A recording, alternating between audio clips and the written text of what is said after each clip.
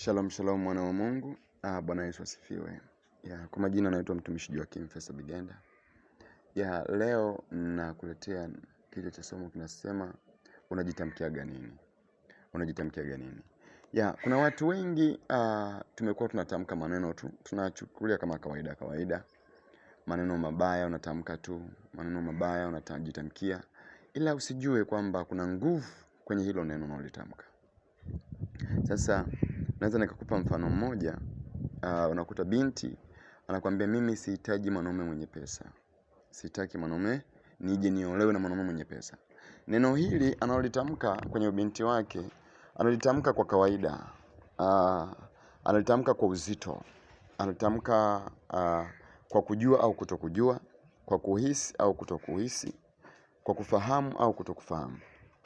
Anatamka tu haya maneno, anajitamkia. Miaka inaenda, miaka kadhaa. Baadaye ndani ya ubongo wake, kwa yale aliyokuwa anatamka, ubongo na moyo umeshaweka wasiwasi. Moyo umeshaweka wasiwasi na tahadhari kwa mwanaume mwenye pesa. Lakini taarifa ya ubongo kwa kitaalamu inaitwa afya ya akili. Akili imesha sense kwamba mwanaume wa aina hii hataki kwenye maisha yangu. Anatembea binti huyo na msimamo wake. Basi anakuja anaolewa na mwanaume ambaye hana pesa.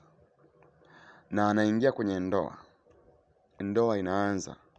Kwa sababu alisema moyoni sitaki mwanaume mwenye pesa. Basi Mungu anampa mwanaume. Na unashangaa mwanaume anaanza kufanya afanye kazi, hajitumi, hata akienda kupambana huko haleti matokeo mazuri. Kwa unakuta huyu binti tena anaanza kujutia kwa nini kaolewa na mwanaume huyu. Kwa nini anaishi na huyu mwanaume ambaye hana kitu? Bila kujua kuna maneno alishaga yaongea miaka kadhaa iliyopita. Aliyatamka yale maneno na yale maneno yakaishi katika ulimwengu wa roho. Yale maneno yakaumbika ndani ya moyo. Yale maneno yakaumbika ndani ya ufahamu.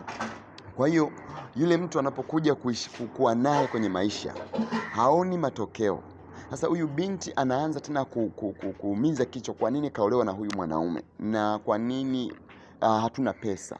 Anaanza kuteseka, anateseka huku, anateseka labda kwenye maombi, anateseka kumlilia Mungu bila kujua kuna nguvu ya maneno aliyoyatamka akiwa binti wa miaka 15, kuna nguvu ya maneno aliyotamka binti akiwa ana miaka 20, kuna nguvu ya maneno aliyotamka alipokuwa anasoma sekondari, kuna nguvu ya maneno aliyojitamkia alipokuwa akiona pengine ugomvi wa mtu aliyekuwa anamtesa mtu ambaye hana pesa. Sasa ni jambo gumu na baya kuangalia udhaifu wa mwingine na kuuchukua kwenye maisha yako.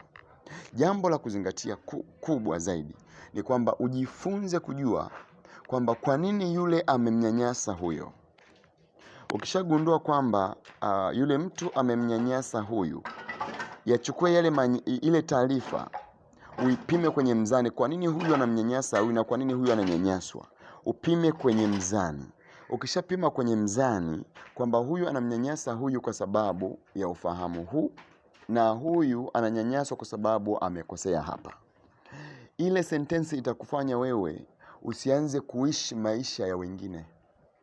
Kwa hiyo unapoona tukio linalofanywa na mtu mwingine ukalichukua wewe, inakuwa ni roho kamili inayoanza kutembea na wewe.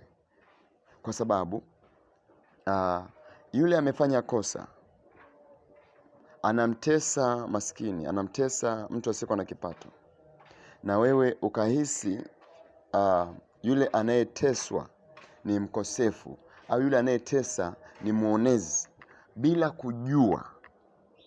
kujua kwa nini anamuonea.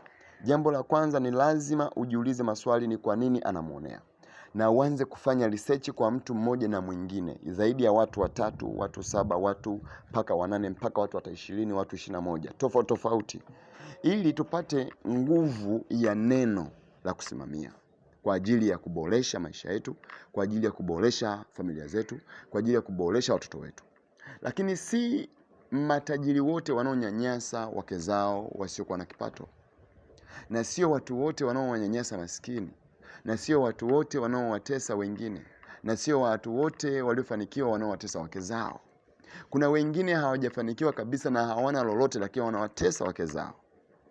Lakini kuna wengine wana maisha ya kati sana na wanawanyanyasa na kuwatesa binadamu wenzao. Na kuna wengine ni mabilionea kabisa, wana hekima kubwa kuliko hata mtu ambaye hana hata mia. Kwa nini? Ukishagundua hizi research, hautatamka maneno kama haya.